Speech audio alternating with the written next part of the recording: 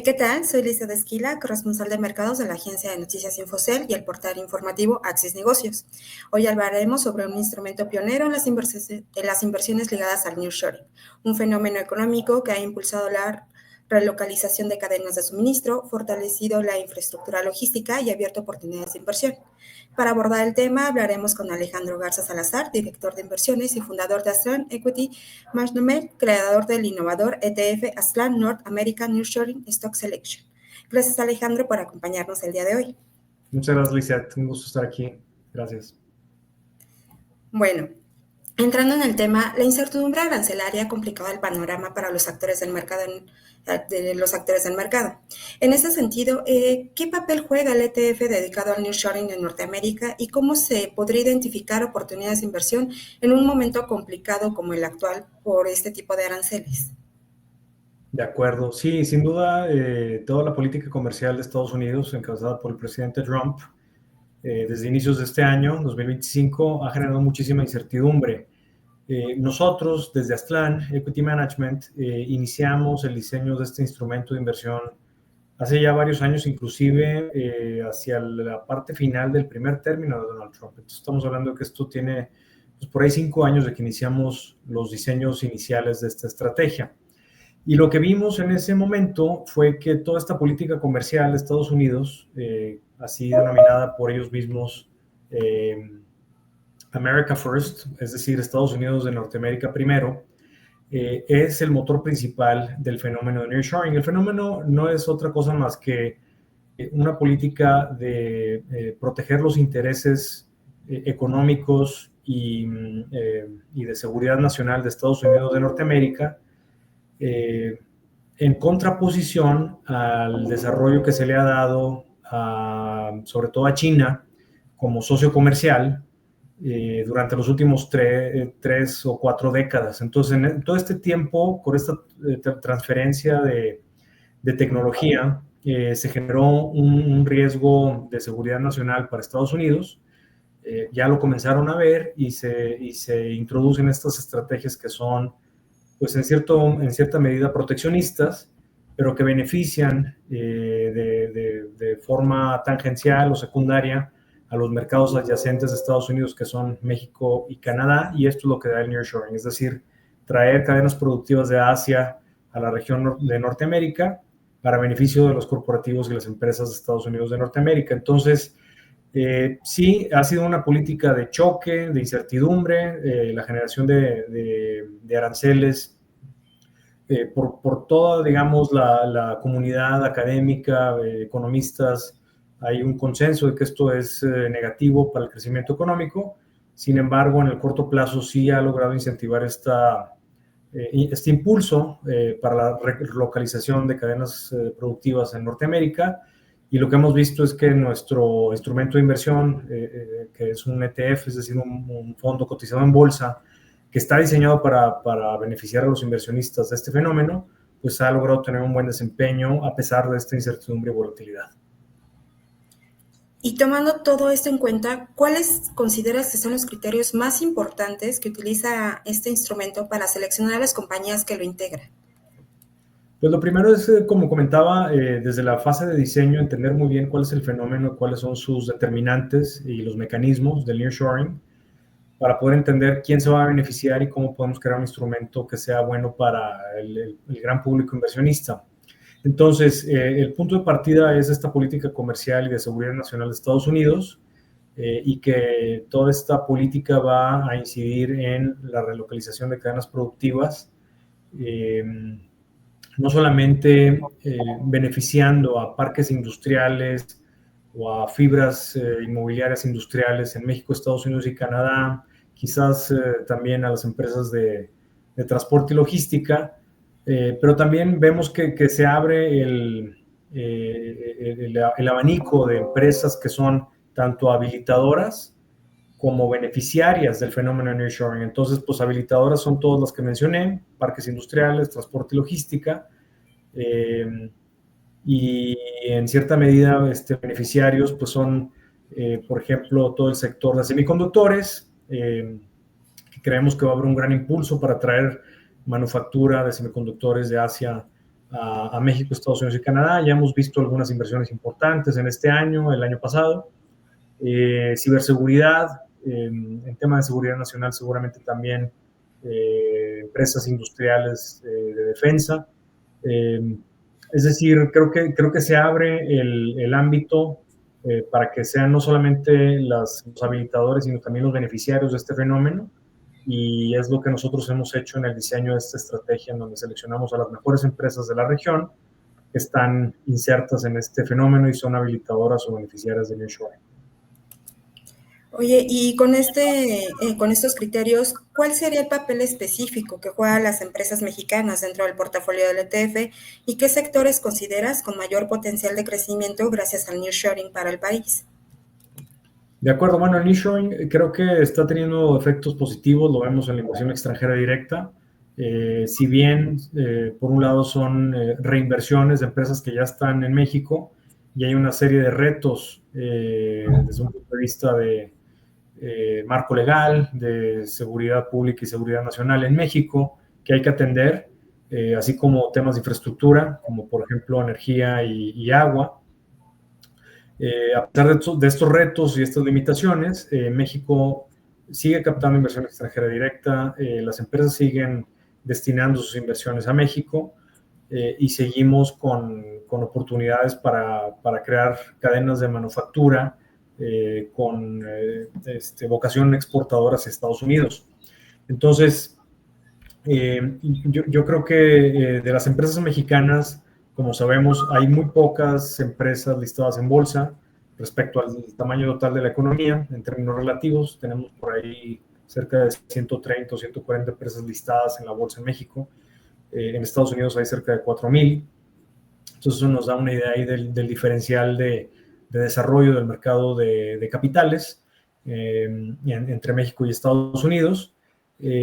Mucho de las empresas que están listadas en México son empresas que están enfocadas al sector de consumo. Entonces es un poco más difícil identificar empresas que sean de consumo eminentemente doméstico, nacional, o bancos, financieras.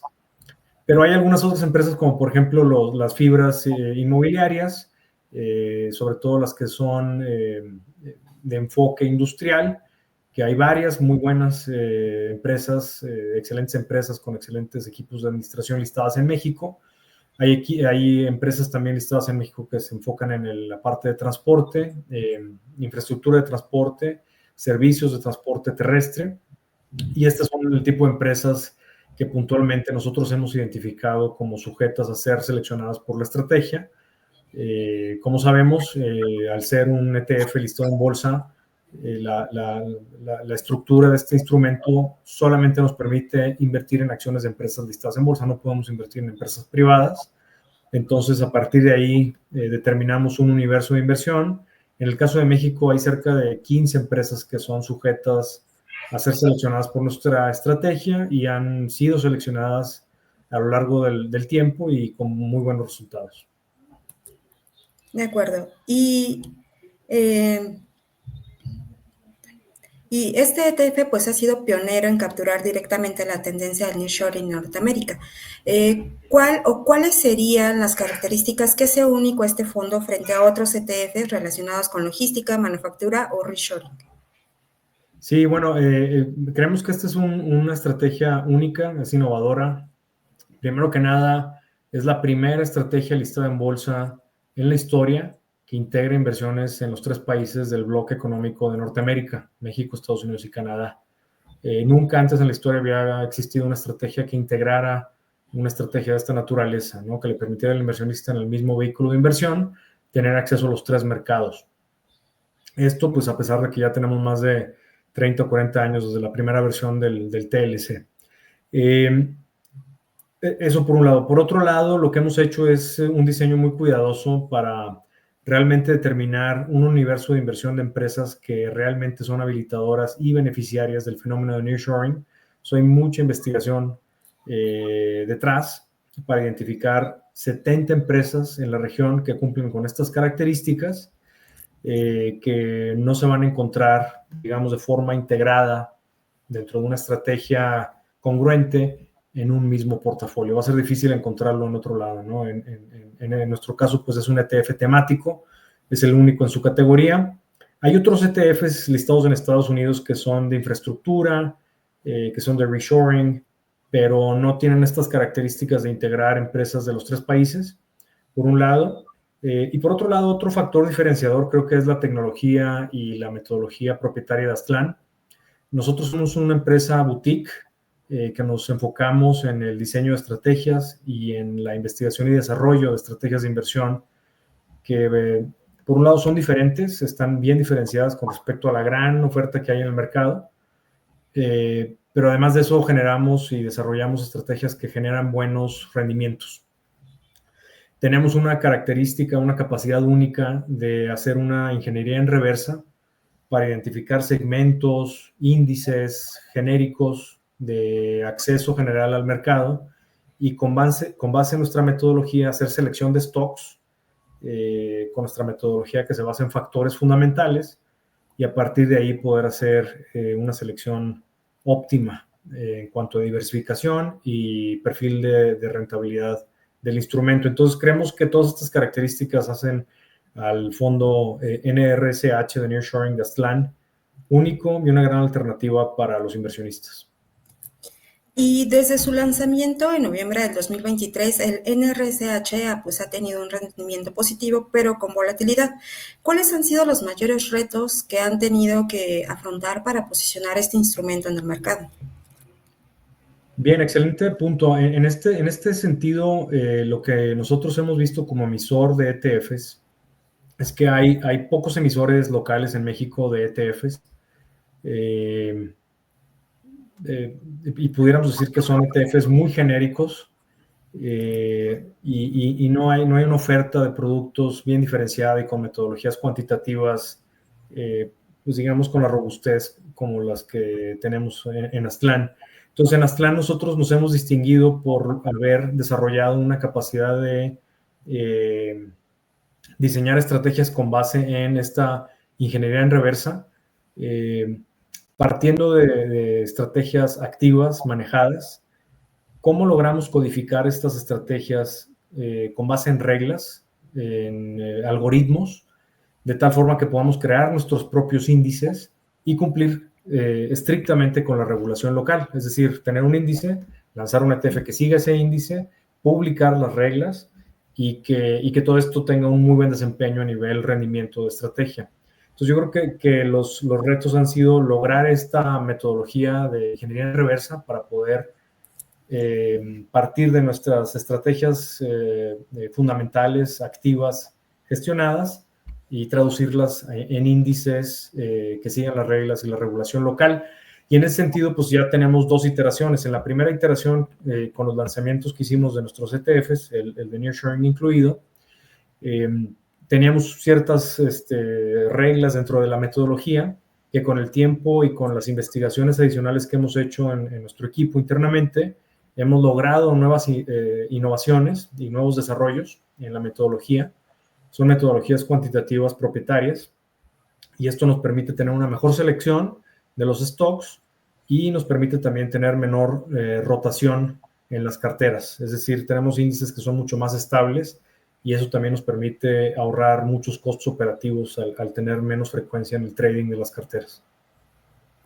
Perfecto. Oye, y ya para finalizar, este ETF tiene un ratio de gastos relativamente alto, 0.75% frente a ETFs más amplios.